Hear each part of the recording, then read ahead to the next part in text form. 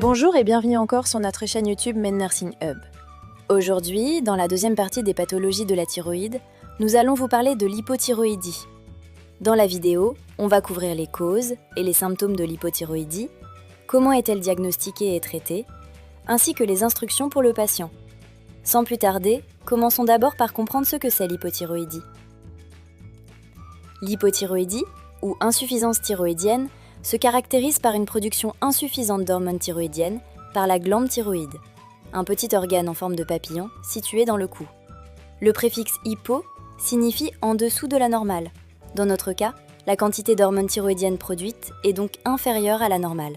Les hormones thyroïdiennes sont essentielles à de nombreux processus dans l'organisme, notamment le métabolisme, fonction cardiaque, la digestion, la régulation de la température corporelle, ainsi que le développement du cerveau, pour n'en citer que quelques-uns.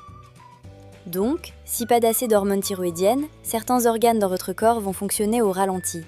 Les symptômes de l'hypothyroïdie comprennent essentiellement une peau sèche et fatiguée, une perte de cheveux, une prise de poids, la bradycardie, l'intolérance au froid, les douleurs articulaires ou musculaires, la dépression, la constipation, le visage bouffi, des troubles du cycle menstruel chez les femmes, etc.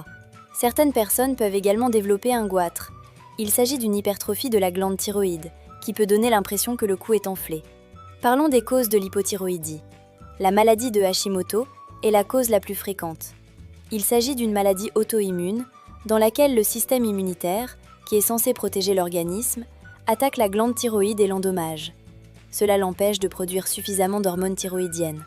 Parmi les autres causes, on peut citer la thyroïdite, qui est une inflammation de la glande thyroïde, ainsi que certains médicaments. De plus, les personnes qui ont subi une ablation chirurgicale totale ou partielle de la glande thyroïde ou un traitement par radiothérapie développeront également une hypothyroïdie. Parlons maintenant du diagnostic.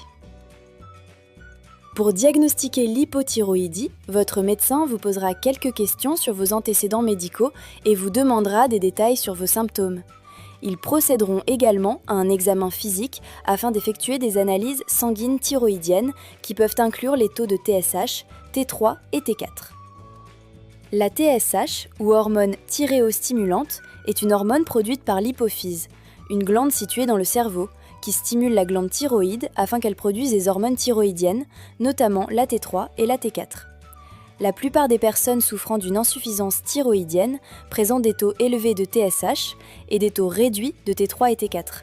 Cependant, dans de cas rares, l'hypothyroïdie peut être causée par un problème au niveau de l'hypophyse, ce qui entraîne une diminution des taux de TSH et de T4.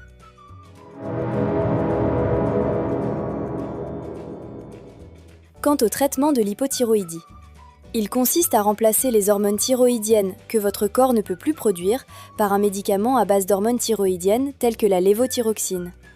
Lorsque vous commencez à prendre ce médicament, vous devrez régulièrement effectuer des analyses sanguines toutes les 6 à 8 semaines afin de vous assurer que la dose est adéquate, ni trop élevée ni trop faible. Une fois la dose adéquate établie, vous n'aurez probablement plus besoin d'effectuer des analyses sanguines que tous les 6 mois, puis une fois par an seulement.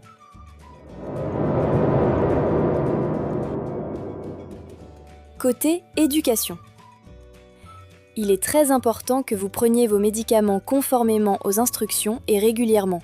L'arrêt brutal de votre traitement hormonal thyroïdien peut conduire à des complications de santé très graves. Il est généralement recommandé de prendre ce médicament le matin avec un verre d'eau, environ 30 à 60 minutes avant le petit déjeuner. Mais suivez bien les instructions spécifiques de votre médecin. Ok, c'est tout pour aujourd'hui. Merci d'avoir suivi la vidéo jusqu'à la fin et j'espère que vous avez beaucoup appris. Si c'est le cas, n'oubliez pas de vous abonner, de cliquer sur j'aime et de nous laisser un commentaire. Quant à moi, je vous dis à la prochaine!